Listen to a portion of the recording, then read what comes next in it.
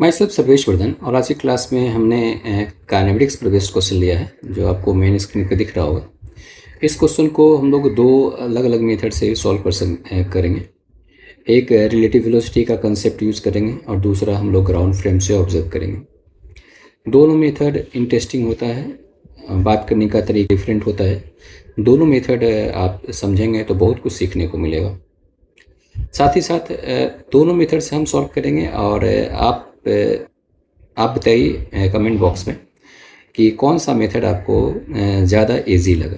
ठीक है, ऐसे दोनों मेथड आपको समझना चाहिए। ठीक है, रिलेटिव वेलोसिटी का एक कंसेप्ट अपना एक इम्पोर्टेंस रखता है, जिसमें हम लोग रिलेटिव वेलोसिटी में हम लोग क्या करते हैं, फ्रेम को चेंज करते हैं। फ्रेम चेंज करने से ऑब्जर्वेशन अगर सिंपल हो जाता है तो हम लोग फ्रेम चेंज करके ऑब्जर्व करते हैं मोशन को। फ्रेम चेंज करने से ऑब्जर्वेशन बड़ा सिंपल हो जाता है। और फ्रेम चेंज करने में क्या चीज़ कॉमन होता है, तो टाइम पीरियड जो होता है किसी घटना को घटने में जो समय लगता है, समय वो चेंज नहीं होता है, फ्रेम से इंडिपेंडेंट होता है। और साथ ही साथ डिस्टेंस जो होता है वो फ्रेम पे डिपेंड नहीं करता है। तो ये दोनों क्वांटिटी फ्रेम पे डिपेंड नहीं करता है, इसलिए हम लोग फ्रेम चेंज करके टाइम वगैरह हम लोग फाइंड कर सकते हैं। ये जो प्रॉब्लम मेन स्क्रीन पे दिख रहा है, इसके बारे में हम थोड़ा सा डिस्कस कर देते हैं, क्या दिया हुआ है और क्या फाइंड करना है और कैसे इसको अप्रोच करेंगे। आप सिर्फ इस ऑब्जर्वेशन को देखिए और इस ऑब्जर्वेशन को सीख करके बाकी अगर कहीं दूसरे जगह प्रॉब्लम हो, दूसरा कोई प्रॉब्लम हो, तो इस ऑब्जर्वेशन को आप यूज़ कर सकते हैं। ऐसे आप प्रॉब्लम को सोच सकते हैं। ठीक है, सबसे पहले हम देख लेते हैं कि इस क्वेश्चन में दिया हुआ क्या है। इसमें कह रहा है कि दो आइडेंटिकल स्मॉल बॉल है interconnected with light inextensible string having a length 20 metre. मतलब ये स्ट्रिंग है, मासलेस स्ट्रिंग है, इनएक्सटेंसिबल है, जिसकी लंबाई 20 मीटर है।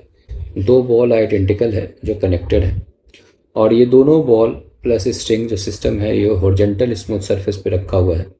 ठीक है, इस दोनों बॉल को हॉरिजॉन्टली, इसको 10 मीटर पर सेकंड से और इसको 10 मीटर पर सेकंड से ये थ्रो कर दिया गया है।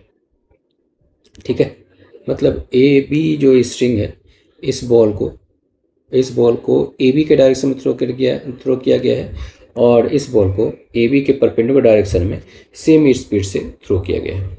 कहता है कि after how much time the thread will become taut again. मतलब दोनों स्ट्रिंग फिर टाइट कब होता है। ठीक है, ये क्वेश्चन एराइज किया गया है। ग्राउंड फ्रेम से इसको सॉल्व कर रहे हैं, इसको ध्यान से देखिएगा।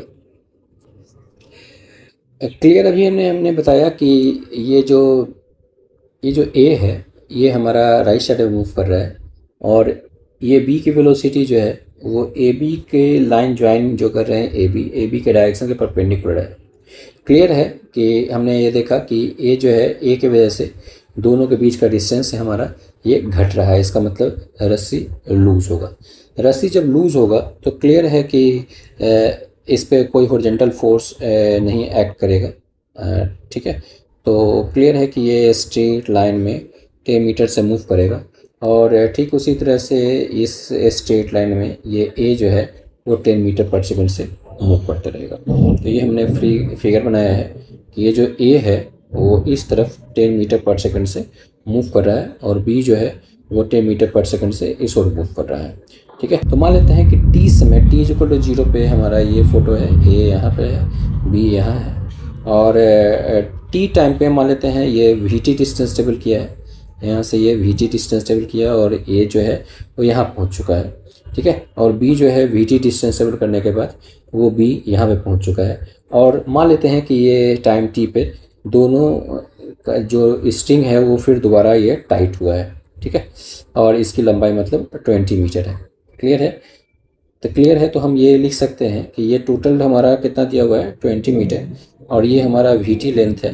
तो क्लियर हो जाएगा, यहाँ से यहाँ तक जो होगा वो 20 माइनस वीटी होगा और ये जो लेंथ है वो वीटी है और दोनों का जो पाइथागोरस थ्योरम लगा देंगे तो ए और बी का जो डिस्टेंस दोबारा टी समय पर 20 मीटर होना चाहिए। इसका मतलब 20 माइनस वी टी का होल स्क्वायर और plus v t square is equal to 20 square. इसको सिंप्लीफाई करेंगे तो टाइम का वैल्यू 2 सेकेंड आ जाता है। तो इस तरह से भी हम प्रॉब्लम को सॉल्व कर सकते हैं। ठीक है। और इसमें सेकंड क्वेश्चन ये पूछ सकता है 2 सेकंड के बाद इसमें जर्क आएगा, तो जर्क आएगा तो जर्क आने के बाद इस बॉल की वेलोसिटी कितनी होगी, ये हम फाइंड कर सकते हैं। जैसे फिगर हम देख लेते हैं कि t इक्वल टू 2 सेकंड पर क्या फिगर होगा।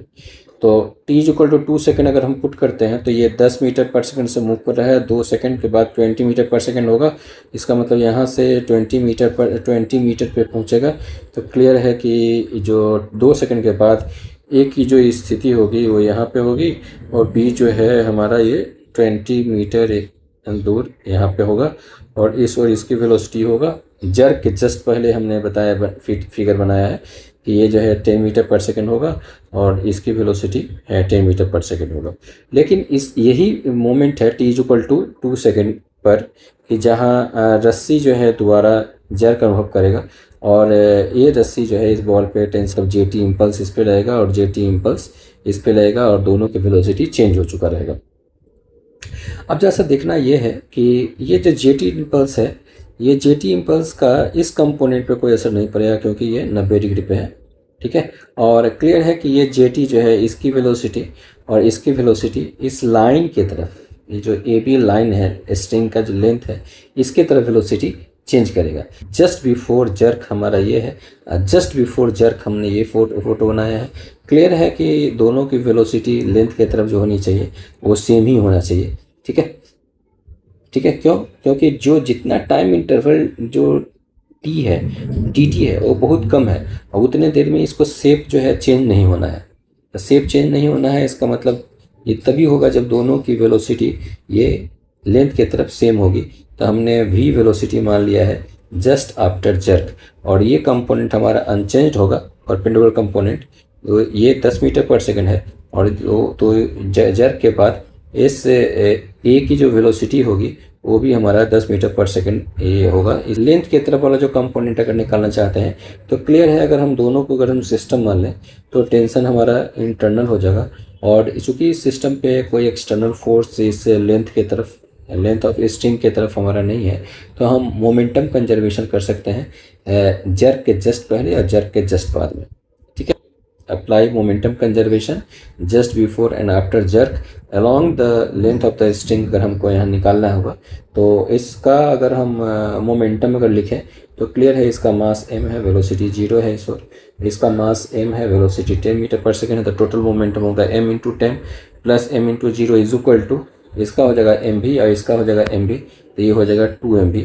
तो हमारे पास जो मोमेंटम होगा वो m into 10 is equal to 2mv, m से m कट जाएगा और v का वैल्यू 5 मीटर पर सेकेंड आएगा।